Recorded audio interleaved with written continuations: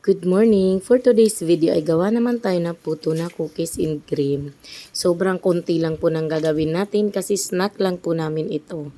Naglagay lang ako dyan ng isang pirasong itlog, binati ng husto.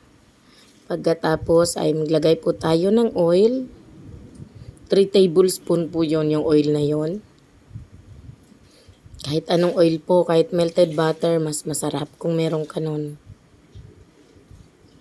Yun, naglagay tayo ng 1/2 cup ng white sugar. Kasi nga po, 1 cup lang po itong gagawin natin. Lagay tayo ng 1 cup ng water. 1:1 po yung flour sa water kapag gumagawa tayo ng puto. Haluin natin para matunaw yung sugar. Tapos ilagay na natin yung 1 cup na all-purpose flour. So, 1 cup lang at talagang sobrang konti lang po nito. Itong magagawa nating puto ngayon kasi large pa pati yun. Yung ating mga molder na gagamitin.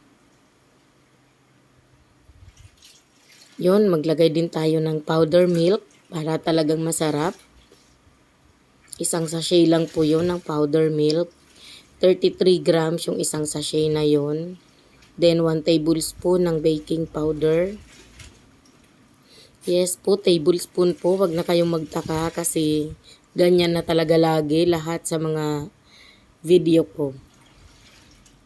Kada 1 cup ng all-purpose flour is 1 tablespoon ng baking powder. Pagkatapos kapag pino na yung mixture natin ay ilagay na natin yung dinurog natin na cream o.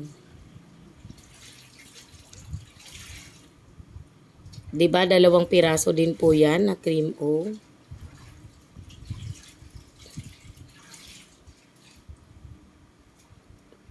Di ko na tinanggal yung mga white.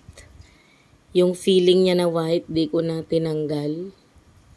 Ilagay ko na dyan direkta, tapos haluin na natin.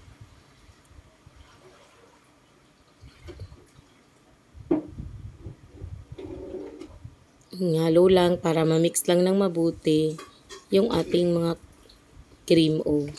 Tapos maglagay na tayo sa mga molder. Di na po ginigrease yung molder kasi meron na pong oil yung mixture natin. So, 2 tablespoon ang nilalagay ko kada isang hulmahan kasi yun pong mga puto molder na yan ay large size. So, mag-steam na tayo. Sa rice cooker lang tayo mag-i-steam at 6 na piraso lang ang kasya dito. Minsan 7 nagkakasya. Yun. Tapos, i-steam lang natin ng 10 minutes. After 10 minutes, kunin lang natin yan at ilalagay natin yung mga cheese. So, ganyan lang po yung apoy. Di ganon kalakas.